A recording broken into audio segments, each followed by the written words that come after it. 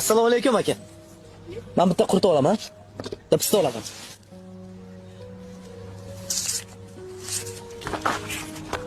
Charchamang. Shuni oldingmi? Chang bosib yotibdi. Kattaroq marketdan olardik, aytdim-ku. Farruh, katta marketlardan nogironlarga foydasi bor.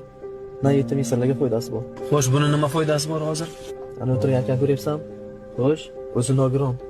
7 yetimga qaraydi. 2 farzandi o'ziniki, qolgan 5 tasi singliniki. Singlisi esa rahmat bo'lib ketgan.